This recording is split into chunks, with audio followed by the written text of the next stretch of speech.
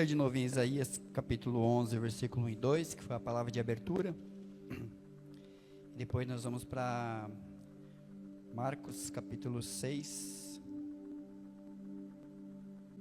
Isaías capítulo 11, versículo 1 e 2. Está escrito assim: Porque brotará um rebento do trono de Jessé, e das suas raízes um renovo frutificará, e repousará sobre ele o Espírito do Senhor, e o Espírito de sabedoria, e de inteligência, e o Espírito de conselho, e de fortaleza, e o Espírito de conhecimento e de temor do Senhor. Amém? Os irmãos podem sentar, você pode ficar à vontade. Amados irmãos, essa passagem de Isaías, ela está falando sobre, é uma profecia sobre o Messias, é uma profecia sobre Jesus Cristo, né? O livro de Isaías, ele é um livro messiânico, ele fala muito sobre a vinda de Jesus no Antigo Testamento. Isaías viveu também uma época muito difícil no reino de Israel. E aqui também tem as profecias sobre onde a Virgem dará à luz a um filho, ele se chamará Emanuel. A maioria das profecias que se cumpriram no Novo Testamento, referente a Jesus, a grande maioria delas está no livro de Isaías. E quando por vários anos, eu procurei uma resposta. Eu sou uma pessoa que, quando eu não tenho uma resposta bíblica e as pessoas me dão uma resposta que não satisfaz o meu entendimento, eu não me dou por satisfeito. A pior coisa que tem é quando alguém te dá uma resposta que não satisfaz o seu entendimento e você aceita aquilo como verdade. Não faça isso. Mesmo que seja eu, seja quem for. Se a resposta que eu te der não faz o seu entendimento, não responde a sua pergunta, continue indo atrás até você achar o entendimento. É assim que você liberta a sua mente, é assim que você aprende do Espírito de Deus e da Palavra de Deus. E essa passagem de Isaías, ela é bem interessante, porque muitos anos eu perguntava, quando Moisés no deserto ele fez o tabernáculo, a tenda da congregação, lá tem o candelabro, alguns vão chamar de castiçal, outros vão chamar de menorá, mas são todos iguais. Esse castiçal, esse candelabro, ele tem 7 braços, um braço central, 3 braços do lado esquerdo e 3 braços do lado direito. Assim, ele representa os 7 Espíritos de Deus. E eu sempre perguntei para os professores de teologia, pastores, anos perguntando, o que eram os 7 Espíritos de Deus? Mas Deus não é um Espírito só? Como assim o castiçal representa os 7 Espíritos de Deus? E uns falavam que era luz, outros falavam que era água, outros falavam que era céu, outros inventavam a resposta, vou dar uma resposta qualquer, mas aquilo nunca satisfez o meu entendimento. Nunca, por anos. E eu encontrei, lendo a palavra de Deus, e depois comparando agora com estudos mais modernos, eu encontrei os 7 Espíritos de Deus, que nada mais é do que uma profecia, que fala sobre Jesus, que ele vai receber o Espírito Santo, e depois ele vai receber junto com o Espírito Santo, primeiro o Espírito Santo, e o Espírito dele vai se comportar, além da presença do Espírito Santo, de 6 formas diferentes, que é o que a gente acabou de ler aqui. Ou seja, primeiro ele recebe o Espírito do Senhor, que está no versículo 2, repousará sobre ele o Espírito do Senhor. Então ele recebe o Espírito Santo, e agora ele começa, junto com o Espírito Santo, ele vai receber Espírito de sabedoria, e junto com o Espírito de sabedoria, o Senhor Jesus vai receber Espírito de inteligência. Junto com o Espírito de inteligência, o Senhor Jesus vai receber Espírito de conselho, que não existe conselheiro melhor que o Senhor Jesus. Junto com o Espírito Santo, ele também vai receber Espírito de fortaleza. Quantas vezes as palavras do Senhor Jesus fortaleceu pessoas, discípulos, apóstolos, com palavras, com ensinamentos, e também com libertação. Junto com o Espírito Santo, ele vai receber o Espírito de conhecimento.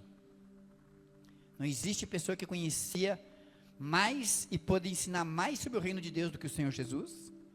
E também ele recebeu o Espírito de temor do Senhor. Se nós continuarmos lendo essa profecia, nós vamos perceber que o Senhor Jesus não via com seus próprios olhos. Ele podia até olhar com aqueles olhos que ele tinha carnais, mas os olhos espirituais que ele recebia de Deus fazia com que ele olhasse de outra forma para as pessoas. Ou seja, se eu olhasse, meus olhos carnais olhassem, eu julgaria, eu condenaria. Talvez os olhos carnais do Senhor Jesus Como homem também julgaria e condenaria, mas ele olhava como o Senhor, como Deus olhava. Então ele perdoava, ele aconselhava e ele libertava.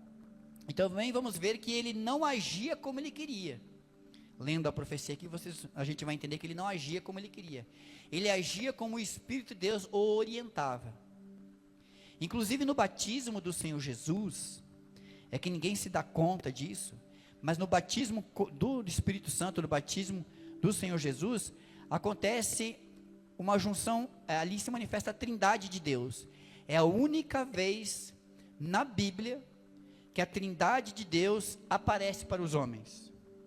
Porque Jesus, ele é batizado nas águas, e aí desce o Espírito Santo, ou seja, o Filho está ali, ele se batiza, desce o Espírito de Deus, e depois Deus vai falar, esse é o meu Filho amado em quem me comprazo.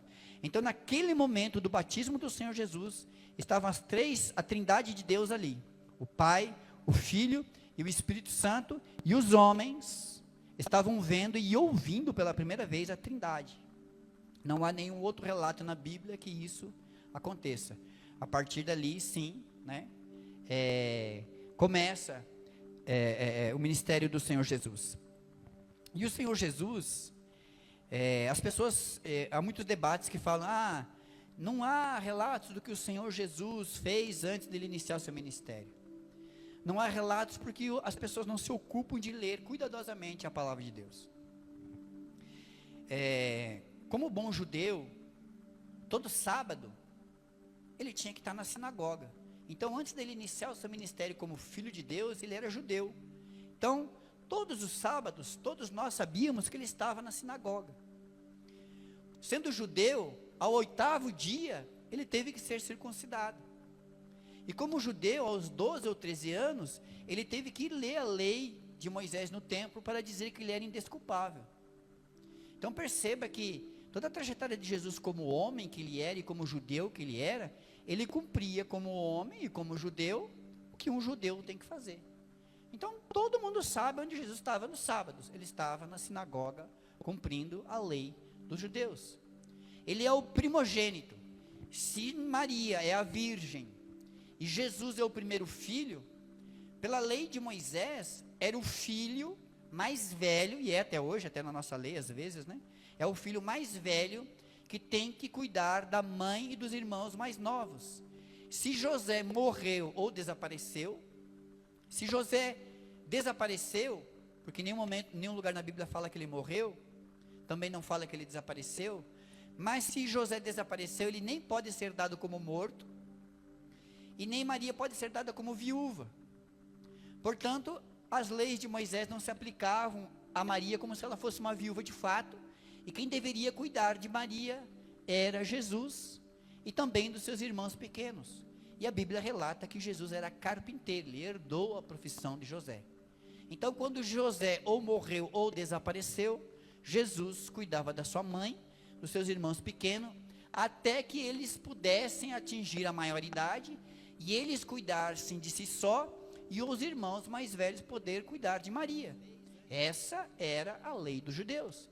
E a palavra de Deus vai nos dizer que Jesus, ele cumpriu toda a lei. Ele não veio revogar a lei. E como judeu, exatamente como eu falei para os irmãos, é que Jesus, como homem, ele deveria proceder. Depois que os filhos de Maria mais novos, os filhos e filhas, porque Jesus tinha irmãos e irmãs, depois que eles já estavam numa vida adulta e eles podiam cuidar de si mesmo, Jesus estava liberado para o seu ministério, porque aí agora os irmãos poderiam cuidar da mãe, e eles poderiam cuidar de si próprio. E os irmãos de Jesus, e tanto os irmãos de Jesus quanto Maria, boa parte do ministério de Jesus eles acompanharam. Os irmãos de Jesus, inclusive, eram problemáticos, eles davam problemas para Jesus. Há um discurso entre Jesus e um dos irmãos dele que fala, por que você não vai discursar em Jerusalém? Por que você não vai fazer o seu ministério lá em Jerusalém? O profeta ele tem que ser conhecido na capital, na cidade grande. E o ministério de Jesus iniciou-se ao lado do Mar da Galileia, na Galileia. Jesus era muito mais conhecido na Galileia do que em Jerusalém. Em Jerusalém as pessoas ouviam rumores dele e aguardavam a sua vinda. Jesus, como um bom judeu, também, em todas as festividades que tinha em Israel de ano em ano, como homem, ele estava em Jerusalém, antes dele iniciar o seu ministério e depois que ele iniciou o seu ministério também. Então, a Bíblia não fala, a Bíblia não relata, e as pessoas começam a inventar muitas histórias sobre Cristo. Claro que o foco de Cristo era o reino de Deus. E é claro que a Bíblia, por ser um livro espiritual, vai contar mais sobre o ministério de Jesus do que sua vida particular. Mas é lógico, se você analisar com critério, nós vamos saber também onde Jesus estava. As pessoas também dizem que Jesus era analfabeto. Eu acho quase que impossível. Inclusive tem uma pessoa muito influente na internet propagando que Jesus era analfabeto. É claro que se a gente tem a noção de que se você tem aquele Jesus com uniforme de escola, de Maria pegando ele na mão, levando lá para conversar com a professora, indo numa escolinha, crescendo de classe, não era o ensinamento das crianças na época. A maioria das pessoas aprendiam a ler e escrever nas sinagogas, porque lá eles não só aprendiam a lei de Moisés, eles tinham que aprender a ler, os homens principalmente, tinham que ler trechos da lei de Moisés, quando eles iam atingir a maioridade, para que eles fossem desculpáveis diante da lei. As mulheres só podiam ouvir, então os homens aprendiam a ler e escrever também nas sinagogas. Inclusive as sinagogas, elas foram escolas mesmo de escrita. Muitas sinagogas tinham escribas que aprendiam a ler e escrever e ensinavam as comunidades também. Afinal de contas, eles tinham que ler a Torá, eles tinham que ler a lei de Deus. E como que se lê a lei de Deus se você não sabe ler nem escrever? Então, um mínimo de educação as pessoas tinham. E quando Jesus ele inicia seu ministério, ele vai ler o livro de Isaías, capítulo 61, como que ele leu um livro que ele não leu? Como que ele fala palavras que ele não leu? Várias passagens da vida de Jesus estão descritas nos Salmos. Jesus cita os Salmos para os fariseus, para os escribas. Jesus cita as atitudes de Davi para os fariseus, para os escribas. Inclusive, Jesus cita sobre a pedra angular. Como que um homem que não leu, não vinha saber disso? Então, ele não era um homem analfabeto. E tanto quando ele vai ler o livro de Isaías, no capítulo 61, ele pede o rolo. Como que ele vai pedir um rolo? Antigamente a palavra de Deus, a Torá, era escrita em rolos, em pergaminhos. Ele pede esse rolo para ele ler, ele desenrola e ele lê essa passagem. Então era um homem, sim, que sabia ler e que sabia escrever. É claro que a educação não é como os dias de hoje, faculdade, ensino médio, ensino primário, mas Jesus sim, tinha um conhecimento aprofundado das Escrituras, tá? Então, se os irmãos perceberem aqui em Isaías capítulo 11, no versículo 2, se vocês contarem direitinho, tem 7 manifestação do Espírito aqui, exatamente como na menorá. Espírito do Senhor, Espírito de sabedoria, Espírito de inteligência, Espírito de conselho e de fortaleza, Espírito de conhecimento, Espírito de temor. Quem sabe um dia, uma quarta-feira, eu vou pegar cada manifestação que o Espírito Santo colocava na vida do Senhor Jesus, e eu separo passagens, mostrando para os irmãos a presença dessas 7 manifestações do Espírito Santo na vida do Senhor Jesus. Era o mesmo Espírito, mas Jesus abrangia todas essas áreas de uma forma espiritual. Aí nós vamos separar mais à frente nas próximas quartas-feiras, para os irmãos poderem entender isso. Então não existe pergunta na Bíblia que você não tenha uma resposta. Agora, se você procurar essa resposta como ouro de Ofir, você vai encontrar. Amém? Vamos abrir então em Marcos capítulo 6.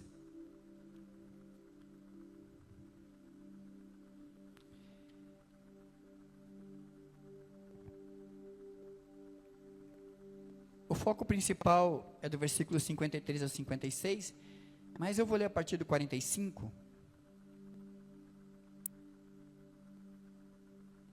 Marcos capítulo 6, Marcos era discípulo de de Pedro, e Marcos não era um dos apóstolos, assim também como Lucas não era um dos apóstolos, mas eles escreveram, fazem parte dos 4 evangelhos. Marcos capítulo 6, versículo 45, nós vamos focar dos 53 ao 56. Jesus anda por cima do mar, e logo obrigou os seus discípulos a sair para o barco, e passaram adiante para o outro lado, em Betsaida, enquanto ele despedia a multidão. E tendo-os despedido, foi ao monte para orar. E sobrevindo a tarde, estava o barco no meio do mar, e ele sozinho em terra. E vendo que se fadigavam a remar, porque o vento lhes era contrário, perto da 4ª vigília da noite, aproximou-se deles, andando sobre o mar. E queria passar adiante deles, mas quando eles ouviram andar sobre o mar, pensaram que era um fantasma e deram grandes gritos. Porque todos ouviram e perturbaram-se. Mas logo falou com eles e disse-lhes: tende bom ânimo, sou eu, não temais. E subiu para o barco, para estar com eles, e o vento se aquietou. E entre si ficaram muito assombrados e maravilhados, pois não tinham compreendido o milagre dos pães. Antes o seu coração estava endurecido. E quando já estavam do outro lado, dirigiam-se à terra de Genezaré e ali atracaram. E saindo eles do barco, logo o reconheceram. E percorrendo toda a terra em redor, começaram a trazer leitos onde quer que sabiam que ele estava, os que se achavam enfermos.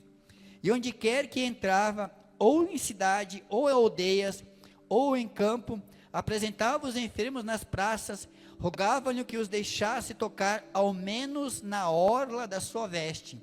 E todos que lhe tocavam eram sarados. Amém?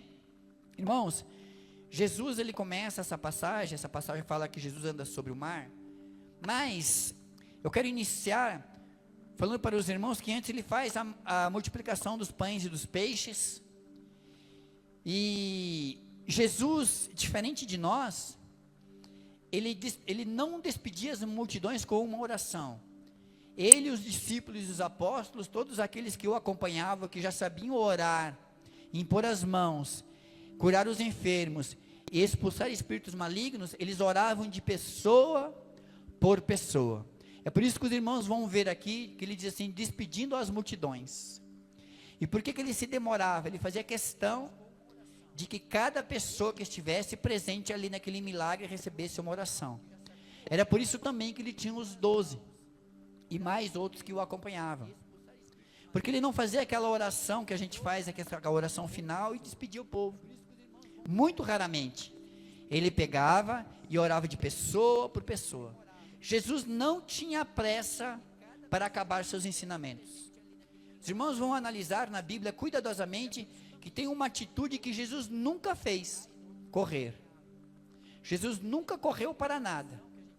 Inclusive quando Lázaro, ele recebe a notícia que Lázaro está enfermo e à beira da morte, Jesus não correu. Jesus nunca correu para nada, nem para orar por alguém, nem para ressuscitar alguém, para nada. Às vezes ele desviava o seu caminho para atender outra pessoa, mas ele não saía correndo e largava o que ele estava fazendo para fazer outra coisa. Porque Jesus entendia o tempo de Deus na vida das pessoas, e ele entendia que ele era Deus. E ele entendia que mesmo que ele encontrasse aquela pessoa morta, como foi o caso de Lázaro, ele orando, ela ressuscitaria.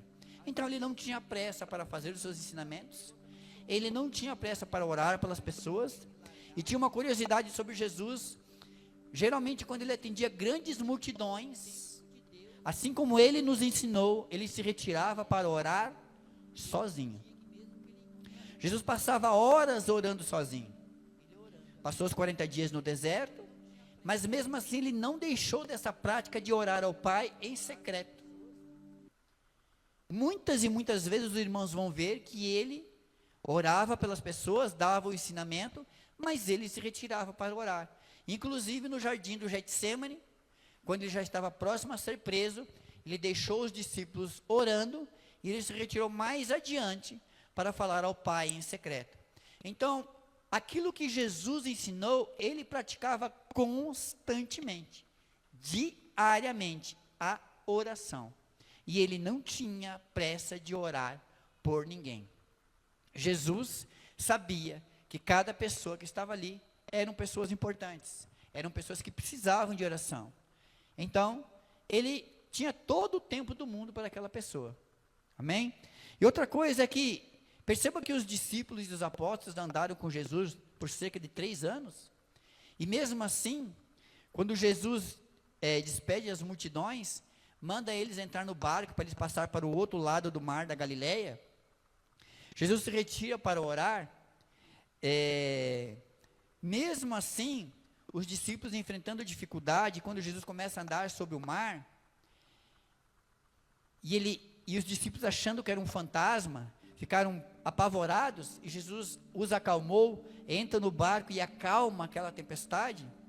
Os discípulos mantinham o seu coração endurecido, ou seja, eles tinham acabado de presenciar um milagre de multiplicação de pães e peixes.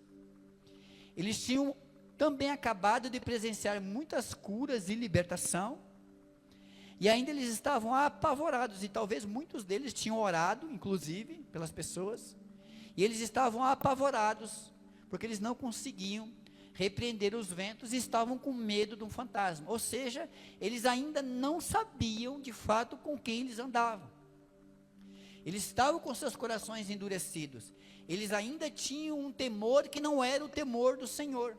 Eles temiam ainda as coisas do mundo e deixavam que as coisas do mundo às vezes os sucumbiam. Então Jesus entra no barco, acalma a tempestade, e eles ficam maravilhados com aquilo que Jesus é um homem, que ele tem autoridade até mesmo sobre céus e terra, sobre a natureza. Não somente sobre doenças, sobre espíritos imundos, mas também ele acalma os ventos e acalma os mares, ou seja, toda a autoridade sobre o nome do Senhor Jesus. E percebe que os discípulos e apóstolos estavam andando ao lado dele, e mesmo assim não criam, não acreditavam, viam, participavam, mas muitos deles ainda não acreditavam. Eles passaram a mudar o seu entendimento e o seu pensamento, depois na ressurreição do Senhor Jesus, quando o Senhor Jesus ressuscita.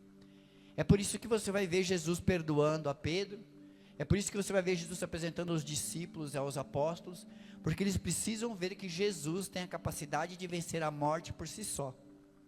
Então, seus corações deixam de serem endurecidos, inclusive dos seus irmãos, que eram corações duros enquanto ele andava como homem na face da terra, e aí eles começam a, de fato, interagir com o Espírito Santo, de fato, entender qual era o Espírito que estava sobre o Senhor Jesus. Agora vejam que Jesus, ele ia de cidade em cidade, e não era só no Sermão da Montanha que ele não tinha pressa de fazer as coisas. Ele entrava de cidade em cidade, de aldeia em aldeia, vila em vila, orava por quem tinha que orar, e as pessoas começavam a identificar o que o Senhor Jesus pode fazer. E vocês vejam que nessa passagem não é só a mulher do fluxo de sangue que sabe que se só tocasse nas orlas das vestes do Senhor Jesus, ela seria curada. Aqui o último versículo vai falar que rogava-lhe que os deixasse tocar ao menos na orla da sua veste, e todos que lhe tocavam eram saravam. Então não é exclusividade da mulher do fluxo de sangue, a fé que ela tinha de somente tocar nas vestes do Senhor Jesus.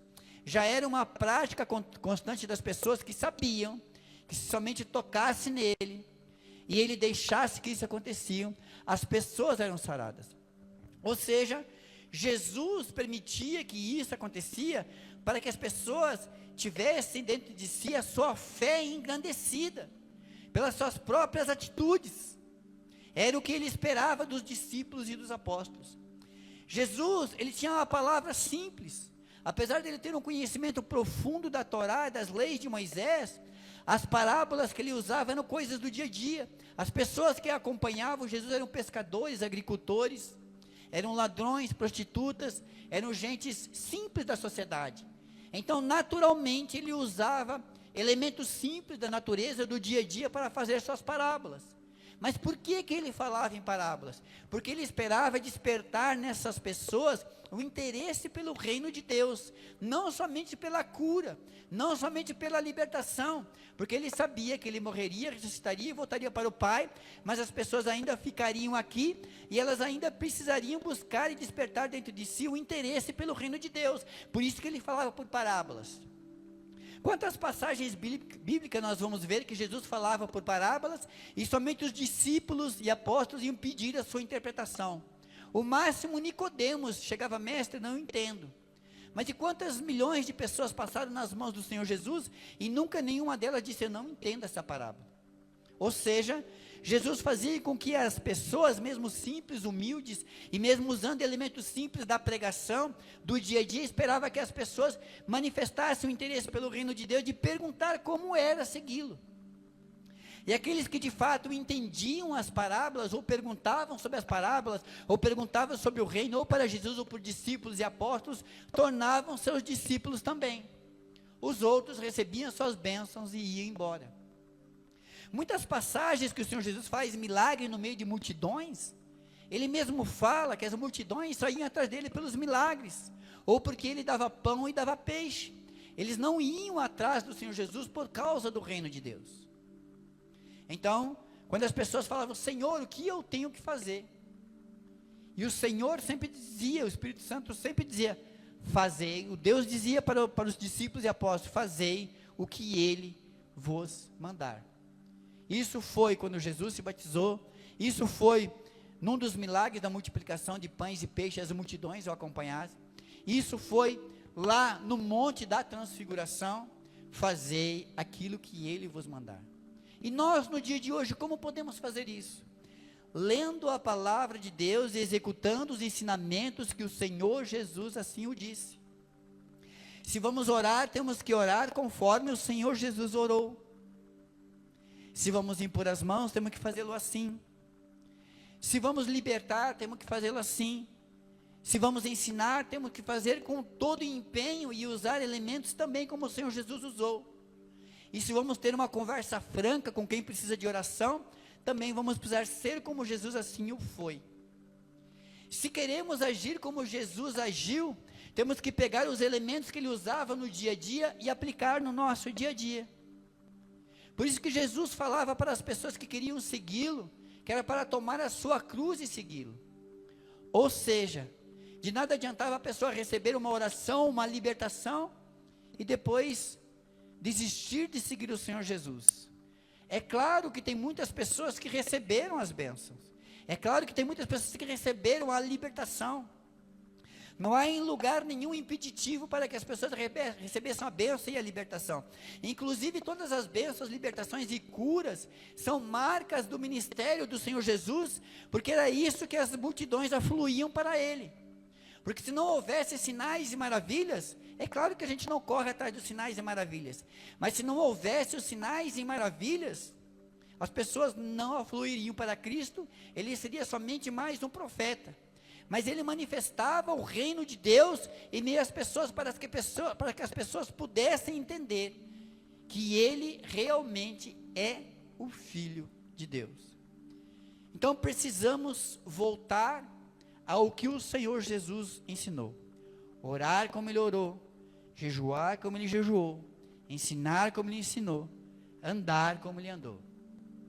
E é por isso que depois que nós atingirmos esse entendimento, temos que discipular como ele discipulou também. E percebam, irmãos, que essa palavra, se os irmãos perceberem as palavras dos discípulos e dos apóstolos, principalmente os mais simples, Pedro, quando ele começa a falar com o Senhor Jesus, até antes da ressurreição, Pedro é um homem bruto. Quando Pedro começa a escrever a epístola de Pedro, parece que Pedro não é mais um homem bruto, ele é um homem lapidado. As palavras de Pedro são de um compromisso profundo com o Espírito Santo, um compromisso que ele não tinha antes do Senhor Jesus ressuscitar. Então algo aconteceu na vida de Pedro que mudou a sua simplicidade para ele ser um homem culto. As palavras que Pedro usa são tão difíceis ou tão iguais quanto Paulo usa. Porém, Paulo estudou aos pés de Gamaliel. E Pedro não, Pedro era um pescador. Mas o Espírito Santo tomou conta da vida de Pedro, ao ponto de ele deixar de ser o pescador de peixes para se tornar um pescador de homens. Então mudou também o entendimento de Pedro. Basta nós lermos o que Pedro fez nos evangelhos, e depois ler as epístolas de Pedro, e comparar o seu comportamento. Pedro começa a falar de coisas celestiais com propriedade, com palavras difíceis, de um entendimento de um homem, que parou para ouvir as Escrituras e analisar as Escrituras, e ele dava tanta importância às Escrituras e documentar as Escrituras, ao ponto de Marcos, que era discípulo de Pedro, documentar as Escrituras e formar o Evangelho. Então eles começaram a perceber que eles não poderiam ser só mais pescadores e agricultores, eles tinham que documentar, eles tinham que relatar, eles tinham que deixar por escrito que a mente deles, o corpo deles havia mudado. E quem os ensinou a ser assim? O Senhor Jesus. Amém?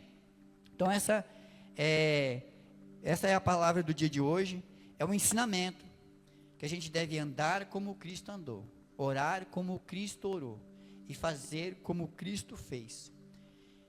Se funcionou com Cristo, e funcionou com os discípulos e os apóstolos, funciona com você também. Mas os discípulos e os apóstolos tomaram a sua cruz e seguiram a Cristo.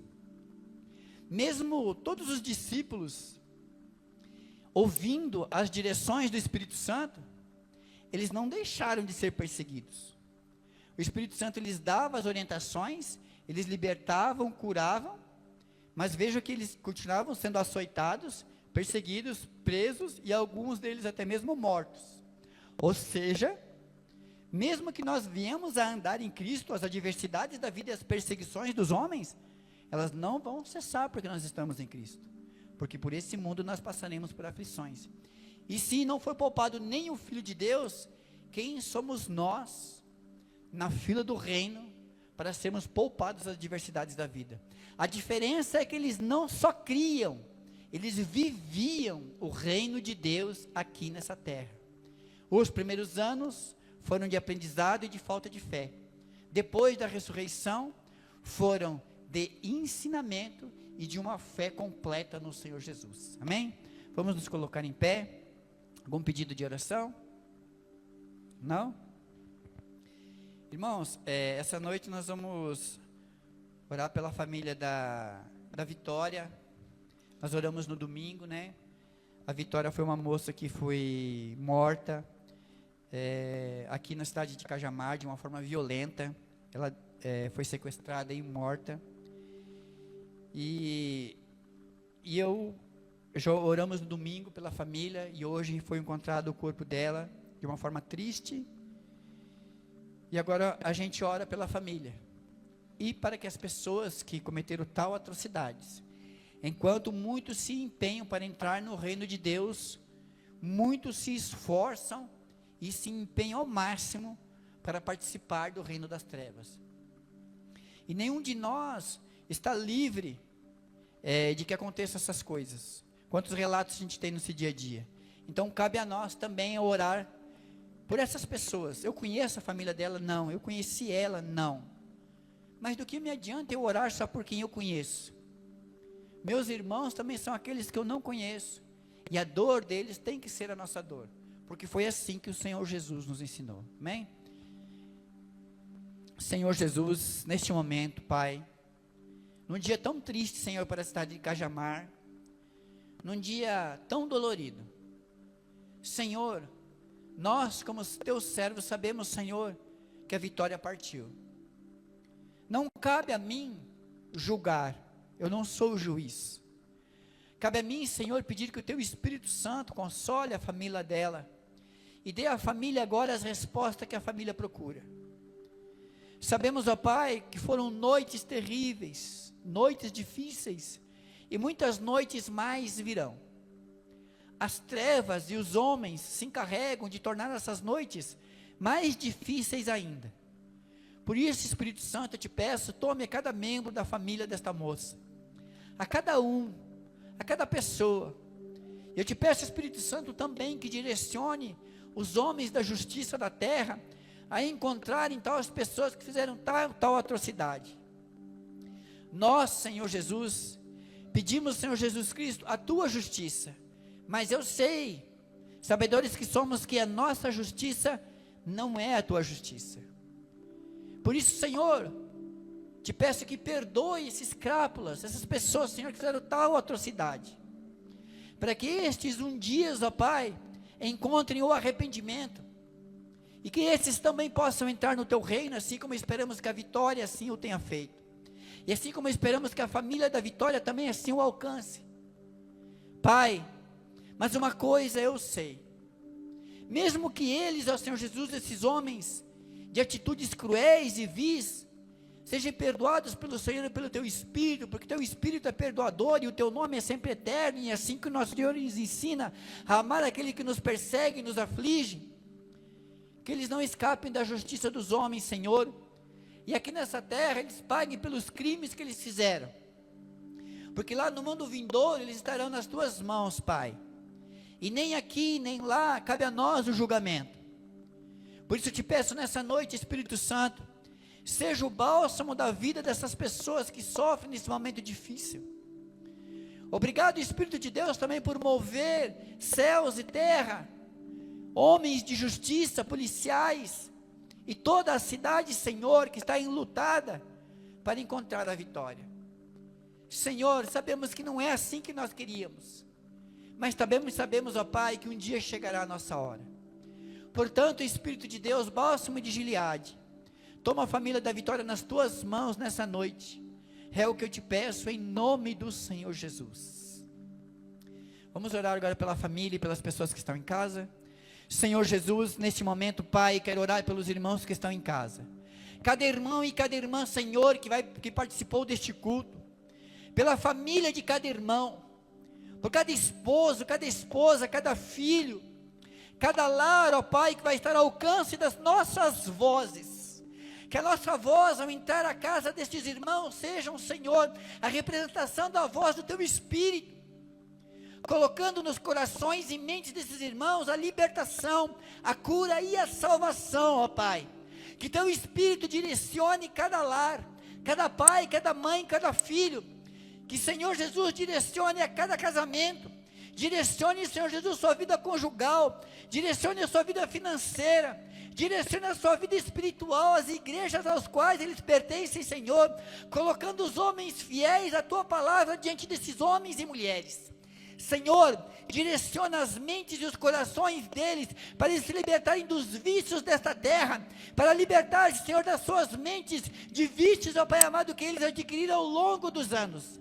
Liberta-os, ó Pai, na mente e no corpo, cura eles na mente e no corpo, Senhor Jesus, é o que eu te peço nessa noite.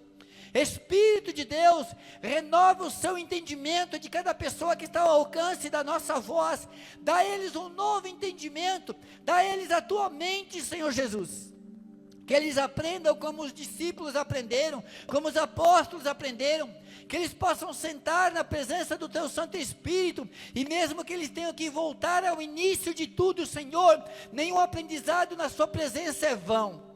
Ensina-os, ó Pai, assim como o Senhor tem nos ensinado, assim como o Senhor tem nos corrigido, e nos ensina, ó Pai, que a Tua correção é a correção do amor, é a correção para não errar o Teu reino, o bem maior.